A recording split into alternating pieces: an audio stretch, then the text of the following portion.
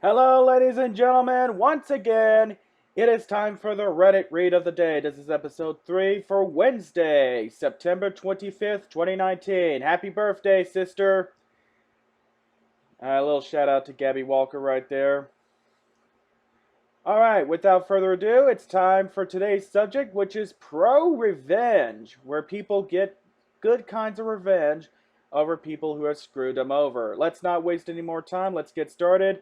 Once again, I'm using natural readers to read the whole thing because I would be out of breath just trying to keep up with it. So here we go.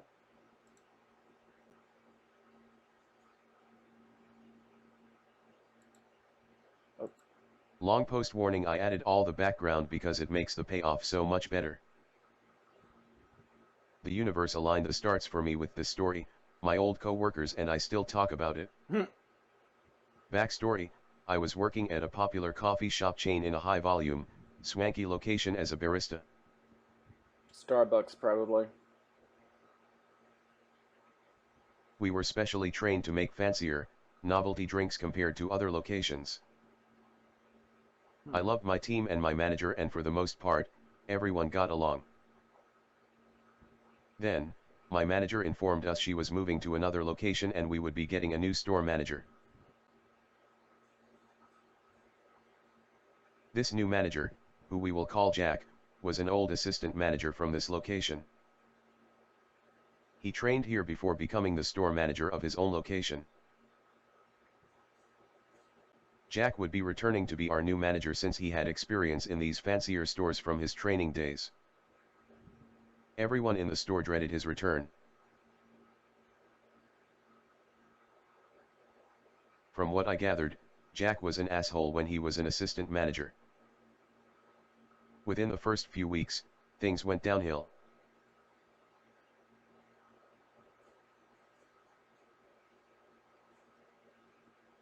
He started writing up certain baristas constantly, for infractions that others got away with.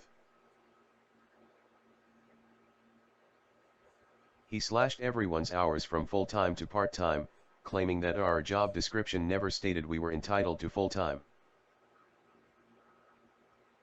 Wow, that's pretty... What is going on with natural readers? Am I getting a slow internet? What the One hell? barista went from 39.75 hours a week to 16.50. Jack claimed our company had no write-up expiration date, so he was writing up baristas based on clock-in latenesses within our time management software from when our old manager still ran the store. People went from a clean record to final warning within one meeting with him.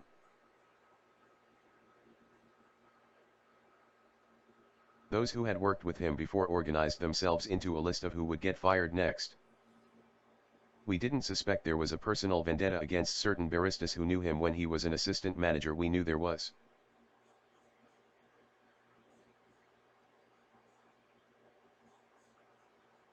One by one, several people were fired, all in the order they knew they would be fired. Others found jobs elsewhere. It became a race against the clock, either quit or wait to be fired for something trivial. We brought up these issues with our district manager, but he ignored them. Slashing hours and getting corners, including cutting corners on cleaning standards, was proving to be beneficial to the district manager, and he was not interested in helping us. I was badly burned by our drip brewer and he refused to help me fill out the workers' comp report, as he was too busy placing the weekly order. I had extremely bad cramps in my thigh and went to urgent care. That sucks. I was one of the last walk-ins at the clinic and left after they closed. When I sent him a picture of the doctor's note, he googled the location from the letterhead and claimed I faked the note since the place was supposed to be closed. Jack belittled me and other baristas on the cafe floor, in front of customers. My mental and physical health suffered. When one of my good friends was fired, I quit with nothing else lined up because I feared I was either going to break down or get fired. This friend, Anthony, got me a job at my current workplace. After Anthony got fired, he struggled to make ends meet with just the one job. I helped him out by preparing large batches of food and dropping them off at his workplace. I met his manager and got an interview the following week. I had been working at this place for probably 2 months when the most magical thing happened to me. Oh boy. The incident: I finished a closing shift at my current job and was passing by my old store, closed for the day, when I saw 2 mice running around the lobby. I filmed it. Guess cutting corners in cleaning and health standards was causing a bit of a rodent issue. In a rush of pent-up anger watching my team get fired over nothing, watching Anthony struggle to eat, suffering at the hands of Jack myself, I posted the video to Instagram and tagged the store in it. I posted photos Uh-oh. and links to the video on Yelp, Google reviews, the company page, the customer complaint email, everywhere. I figured at most, I was going to be the fly in his ointment and annoy him and the district manager. Then I sent the video of the mice to the Department of Health. A couple days later, the Department of Health served the coffee shop a notice, saying they were preparing to do a full inspection. I hear this news from my barista friends. A couple weeks go by and my current job has a turn in management itself. We weren't getting our legally mandated half-hour breaks and I am put on 9-hour shifts with no meals. Thankfully, HR was much more sincere than the coffee shop HR, so I arranged a meeting. I stopped by my old coffee shop before my meeting to say hello to the few friends who still worked there. I noticed Jack and the district manager were there. I grabbed a water and sat down to organize my HR meeting notes. Not even a half hour later, the shift supervisor approaches my area and tells all the cafe customers to leave, as the health department has shut them down. She just turns to me and says, "Yes. It was your mice. They found out we have an infestation." Then walks away. Jack and the district manager don't make eye contact with me. I gleefully return to my current workplace and tell Anthony how I was actually there to see justice happen, justice that I started with my own hands. He tells my co-workers, even my managers find out I shut down a whole store from one report. HR catches wind of the story before our meeting and I've never been in a more polite, apologetic HR meeting. My managers were reprimanded and we had all breaks restored to us. Nice! All the departed fired baristas took pictures in front of the Department of Health shutdown notice that was taped to the store door. The windows were shuttered up and the place was vandalized several times. They started the cleaning process and the inspector would return to clear it again. About 2 weeks after the store shut down, I get a call from the coffee shop's HR department. Apparently, whenever they have something like this happen, they look through the records of the store. Between the mass exit of seasoned baristas and the complaints made to the district manager and HR, they had a novel about my old cafe. The HR rep asked me why I left and the first words out of my mouth are, "I left because of Jack the manager." And the district manager is complicit in his actions. They call all of the ex-baristas and a couple current baristas for their stories with Jack, all negative. Wow. Jack was fired and was banned from working with the company. He packed up and moved across the country. The fancy location was taken from the district manager and now he only oversees basic cafes. I got promoted at my current job to assistant director of the site, to oversee HR compliant overhaul to improve the workplace, based on my knowledge of OSHA and state labor laws.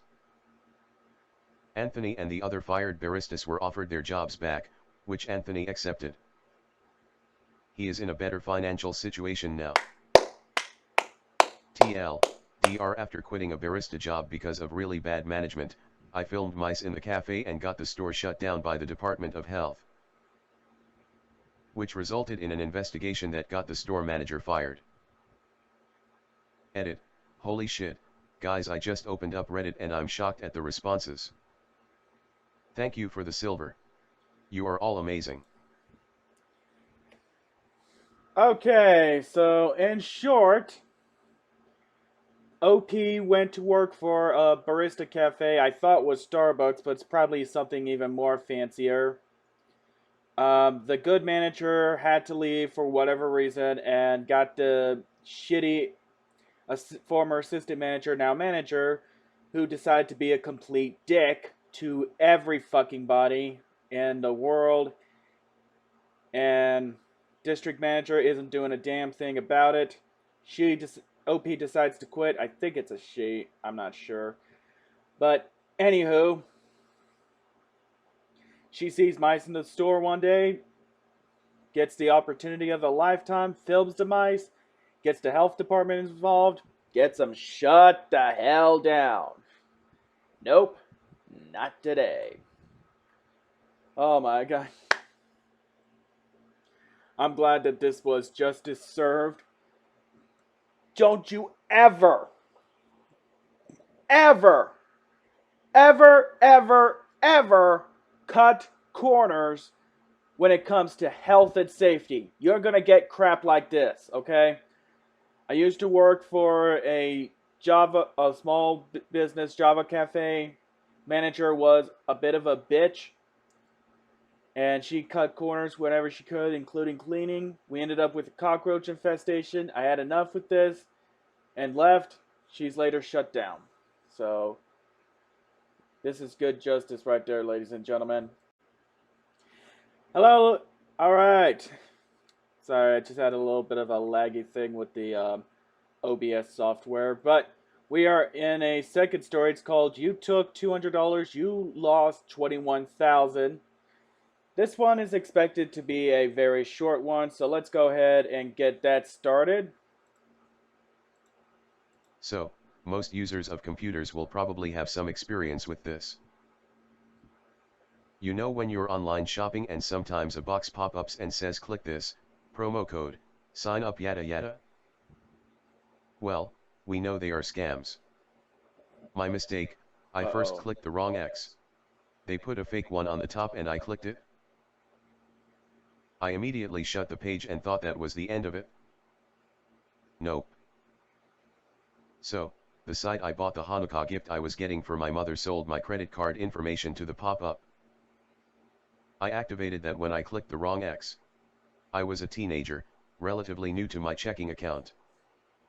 I checked my statement for December and all was well.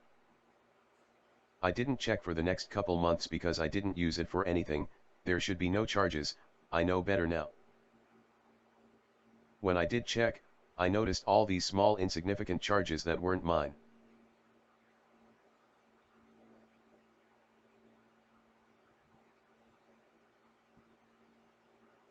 Come on, what are you doing?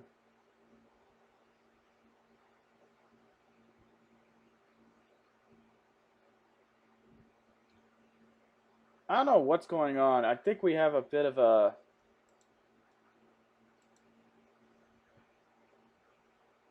an internet lagging thing going on here. Always less than $10 and usually around $2.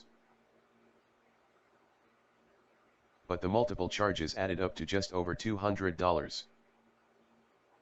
When I looked into this, I found the connection. I called the thieving company and told them they stole my information and are illegal charging my card. They didn't deny it, but they also didn't care. I wanted my money back, they refused repeatedly. I gave them so many chances to fix everything with just that. I eventually warned them I would have to sue if they didn't give back what they stole. They laughed. Turns out there was a class action suit in progress, which my lawyer used as leverage for a quick payout. We sued for fraud and violation of federal communication laws. What they are doing is very illegal and happens every day. No doubt. This included a lot of popular stores and websites. Since they were 100% in the wrong and committed a crime, and I was a child who bought her mother a gift, I won the case. I received a judgment of $21,000. I told them it would all go away by just refunding my $200, but they refused. They seemed to think a teenager threatening to sue a massive corporation that does nothing but break the law wasn't much of a threat. What they should have noticed, I was buying a Hanukkah gift. Hanukkah. Everyone I know is a lawyer. Woo! Oh! Okay, last I checked, in most of these states, I'm not sure if Texas is one of them, you are not supposed to place a fake X next to an ad that will get you to give up your credit card information to that company. That is just so completely, horrifically, wholesomely wrong. Absolutely wrong. Wrong. And you can't just be pulling that off. So, but you could have rectified it by refunding her $200. But no, you had to be a total dick about it. Well, guess what? You just lost $21,000, fuckers. Okay? You can't be pulling this shit off anymore because we're getting way too smart for this. Alright. Alright, we are back online. This next story is called X Tries to Bully Me with Custody Agreement, so I play dirty. Now this is a female OP, so I'm going to use the Zero desktop voice for this one.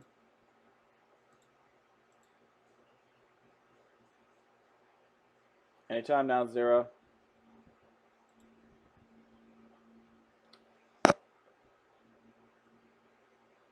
My ex-husband Brian was a toxic, controlling narcissist. Classic case.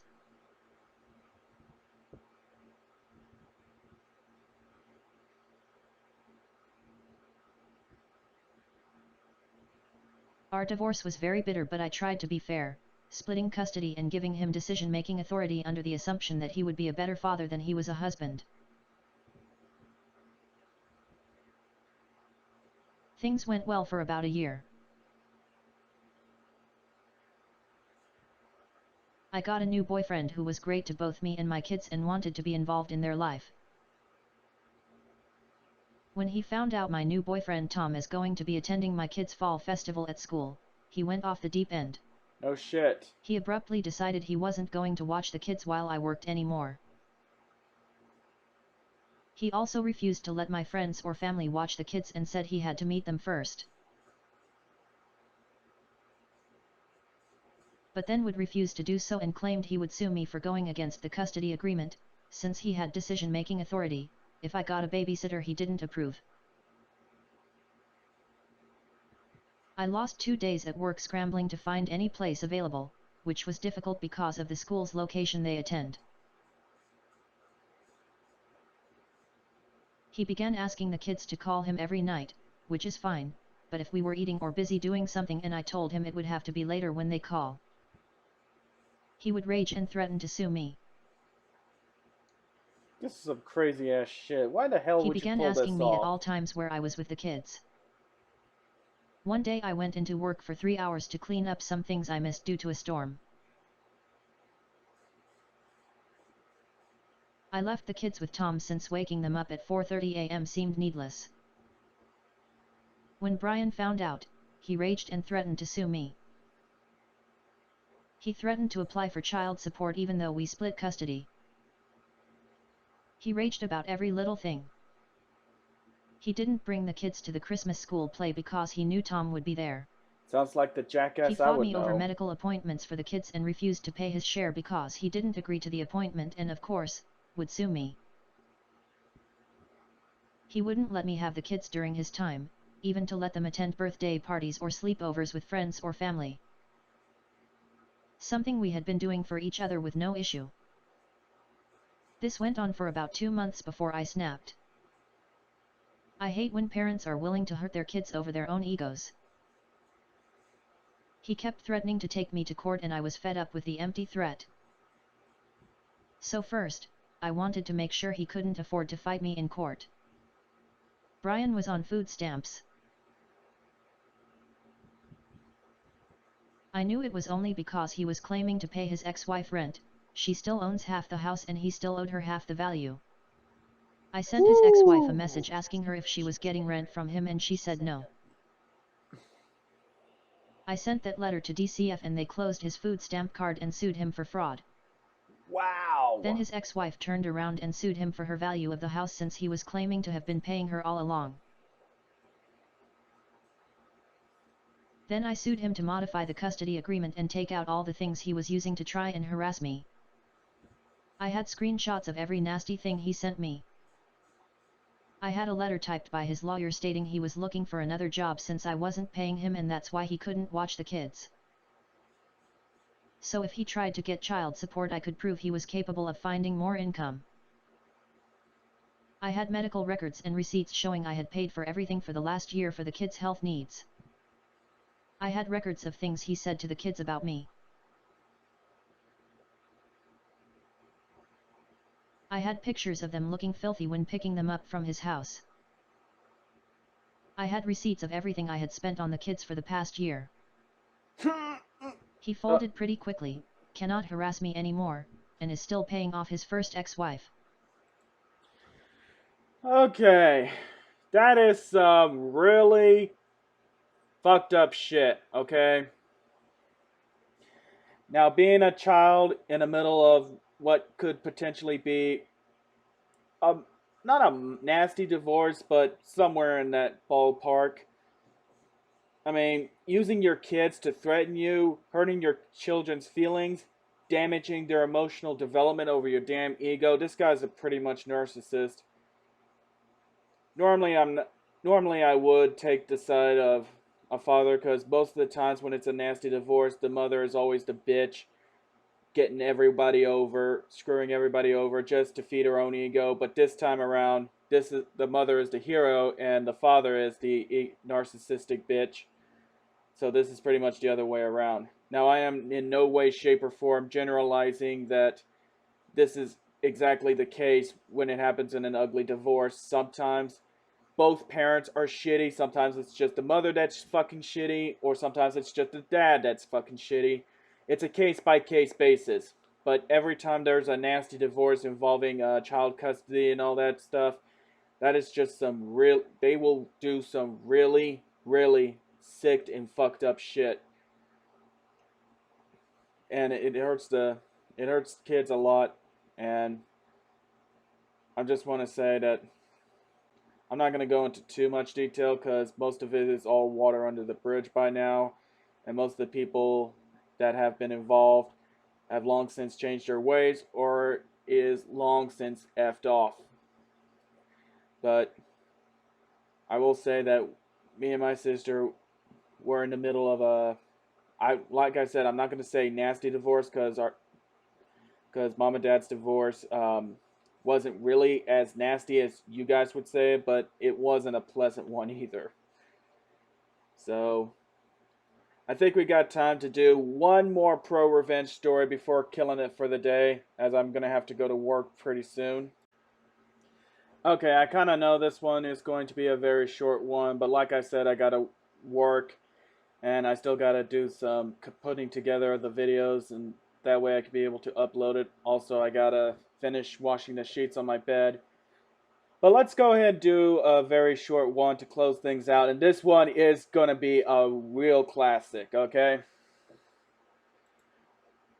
I think this may be a male doing this, but I'm too lazy to change it. This happened when I was in college back in 2011. I lived in a 4-story dorm that was all guys, about 40 to 60 guys per floor. Each floor had one laundry room with 3 washers and 3 dryers plus cubbies to store your laundry bag soap while you were washing. A few months into the semester I noticed my laundry detergent was disappearing faster than it should be, not a huge deal but mildly annoying. What made it a bigger deal was that whoever was stealing my detergent would also take my clothes out of the washer and leave them on the floor so they could wash their clothes. This pushed me over the line. I would typically do a load while I went to class, not classes, so this made finding the perp tricky. Then a golden idea hit me. I went to Walmart and bought a new jug of laundry detergent, the same brand I always get, but I also bought extra strength bleach. I poured half the detergent from the new bottle into my old bottle and replaced it with the extra strength bleach. That next day I did my laundry as usual but left the new and improved detergent in the cubby instead of my regular stuff. Then I waited. After class, sure enough, my clothes were sitting in a pile on the floor soaking wet and the whole laundry room smelled of bleach. Just what I wanted. Fast forward to the next week. Every Monday night we had floor meetings where we basically talked about rules and crap as a floor. In walks the guy, we'll call him Bob, wearing a newly bleached hoodie and ruined jeans. Bob drops his pile of ruined clothes on the floor and starts spouting off about how someone owed him money for his ruined clothes. The whole floor bursts out in laughter. Apparently I wasn't the only one Bob was stealing soap from. He didn't get another sentence out of his mouth before our RA told him stealing detergent was still a crime, so it was his own damn fault. Enjoy your bleached clothes, Bob.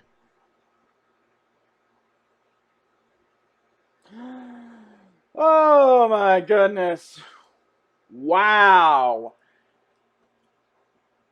Hey, Bob, get your own damn laundry detergent, or if you are going to use somebody else's laundry detergent, have the fucking courtesy of putting their laundry in the goddamn dryer.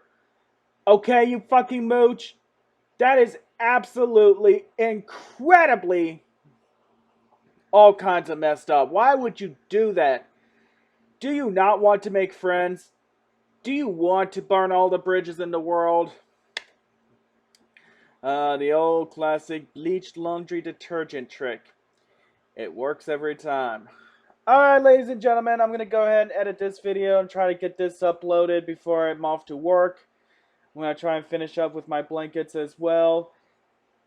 Thank you guys so much for watching this show. If you like it, please rate, like, leave a comment, share, and subscribe, and hit the bell notification icon. I am doing these kinds of videos almost on the daily, so have that bell notification icon so that way you'll know when my video has been dropped on the internet. I'm Andrew Walker, and I'll see you next time.